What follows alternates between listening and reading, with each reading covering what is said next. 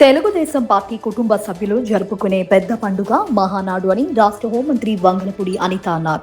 ఆదివారం నక్కపల్లిలో ఆమె నివాసం వద్ద హోంమంత్రి అనిత మహానాడు పోస్టర్ను ఆవిష్కరించారు. అనంతరం ఏర్పాటు చేసిన మీడియా సమావేశంలో అనిత మాట్లాడుతూ కరోనా లాంటి విపత్కర సమయంలో కూడా ఆన్లైన్లో మహానాడు జరుపుకున్నామని చెప్పారు. ఈ ఏడాది నెల్లూరు జిల్లాలో మహానాడు నిర్వహించడానికి ఏర్పాట్లు చేశామని, అయితే పొదుపు చర్యల్లో భాగంగా ప్రధానమంత్రి నరేంద్ర మోడీ పిలుపు మేరకు మహానాడుని ఆన్లైన్లో నిర్వహిస్తున్నామని పేర్కొన్నారు. ఈ మహానాడులో క్లస్టర్ స్థాయి నాయకత్వం కూడా బలపరుస్తున్నామని హోంమంత్రి రాష్ట్ర వ్యాప్తంగా 1840 క్లస్టర్లలో మహానాడు జరుగుతోందని తెలిపారు.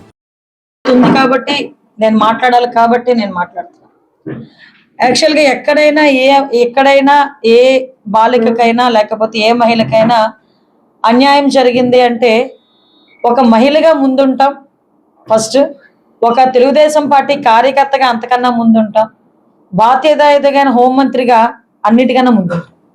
అటువంటిది నా నియోజకవర్గంలో జరిగిన ఒక చిన్న సంఘటన బేస్ చేసుకొని నిన్న మొన్న వైఎస్ఆర్సీపీ వాళ్ళు ఎంత మేరకు దాన్ని ఏదో చేద్దాము, ఏదో నన్ను తీసుకొచ్చి బదనాం చేసేద్దాము అన్న దృష్టిలో ఉన్నారు అంటే నిజంగా నాకు ఆ ఎంటైర్ తతంగం అంతా చూసి ఒక పక్క బాధ అనిపించింది, రెండో పక్క సిగ్గు అనిపించింది. ఎందుకంటే మనం రాజకీయాల్లో ఉన్నాము అనుకుంటే నలుగురికి మంచి చేయాలి, లేకపోతే 4 మంచి సలహాలు ఇవ్వాలి.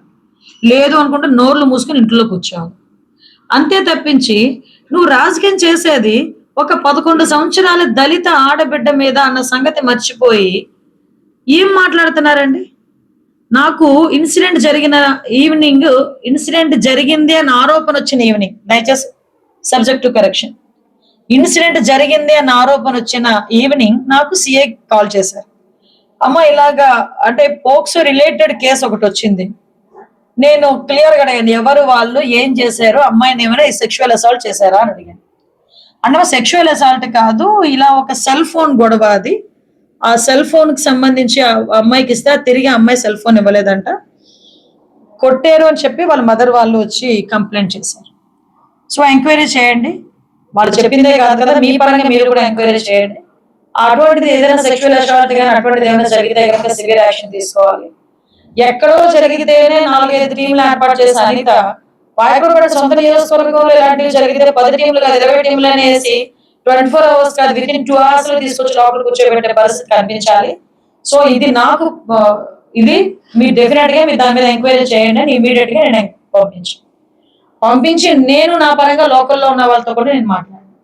అక్కడ జరిగింది ఏంటి అంటే as per police investigation at the same time confuse of that lady, that girl, ఆ అమ్మాయి కూడా చెప్పిన విషయం బట్టి ఏంటంటే ఇలాగా సెల్ ఫోన్ ఇమ్మని చెప్పి నన్ను కొట్టారు. సో కొట్టడం కూడా one of the assault. So దానికి మీరు కేసు ఫైల్ చేస్తున్నారు. దీనికి నెక్స్ట్ డే మార్నింగ్ వచ్చేసరికి ఒక 2 ప్రధానమైన పత్రికల్లో, ప్రధానమైన పత్రిక అనాలా పాంప్లెట్లు అనాలా, అందులో ఒక పత్రిక లిటరల్లీ పాంప్లెట్ వైఎస్ఆర్సీపీకి, వాళ్ళు ఏమని రాశారండి, 11 ఏళ్ల దళిత బాలిక మీద సామూహిక అత్యాచారం. What type of non sense this is? అత్యాచారం ఎక్కడ జరిగింది? ఎవడు అత్యాచారం అని చెప్పడానికి? పోలీస్ ఏమైనా కన్ఫర్మ్ చేశారు అత్యాచారం జరిగిందని? లేకపోతే డాక్టర్లు ఏమైనా కన్ఫర్మ్ చేశారు అత్యాచారం జరిగిందని? లేకపోతే నా బిడ్డ మీద అత్యాచారం జరిగింది అని తల్లి ఏమైనా వచ్చి చెప్పిందా? తప్పు కదా, ఒక ఆడబిడ్డ కదా, మన ఇంట్లోనే ఆడపిల్లలు ఉన్నారు కదా, ఏ రకంగా మాట్లాడుతున్నారు? అది కట్ చేసి మళ్ళీ అగైన్ మార్నింగ్ లేచేసరికి అవన్నీ చూసి మా డిఎస్పీ గారు ఒక వాయిస్ వీడియో రికార్డింగ్ ఒకటి బయటకు తీసుకొచ్చారు, చెప్పారు ఇది జరిగింది అని. అదే పేపర్లో బాధ్యతాయుతమైన ఇంచుమించు 2 సార్లు ఎమ్మెల్యే చేసిన వ్యక్తులు, ఎమ్మెల్సీలుగా ఉన్న వ్యక్తులు, వాళ్ళు కూడా బయటకు వచ్చి ఏం మాట్లాడతారు? అప్పుడు అనిత ఎక్కడుంది, లైంగిక దాడికి ప్రయత్నించారు. మొదటి రోజేమో 11 ఏళ్ల దళిత బాలిక మీద సామూహిక అత్యాచారం, నెక్స్ట్ డేకి వచ్చేసరికి లైంగిక దాడికి ప్రయత్నం. అయినా మేమేమి ఊరుకోలేదే. ఆ అమ్మాయిని కొట్టడం, చిన్నపిల్లను కొట్టడం కూడా తప్పే కాబట్టి ఇమీడియట్ గా కేసు కట్టి వాళ్ళు రిమాండ్కి పంపించుకున్నాం. ఇందులో ఎవరు కూడా దాయాలనో దాచిపెట్టాలనో ఎవరు ఆలోచించలేదే. అంటే నేనేమంటానంటే నిజానిజాలు పరిశీలించండి, మాట్లాడుకుందాం. ఒక పోక్సో కేసుకు సంబంధించిన ఒక ఆడబిడ్డ పేరు కూడా బయటకు తీసుకురాకూడదు యాజ్ పర్ లా ప్రకారం. అటువంటిది పేరు పక్కన పెడితే అటువంటి ఆడబిడ్డ మీద సామూహిక అత్యాచారం జరిగింది అని చెప్పడానికి మీరు పత్రికలు అయితే అవ్వచ్చు, మీకు ఏ రైట్ ఉంది, మీ దగ్గర ఏ ఆధారం ఉంది? అది తప్పు కదా. మన ఇంట్లో ఆడబిడ్డల మీద ఎవడైనా అలా రాస్తే మనం ఊరుకుంటామా?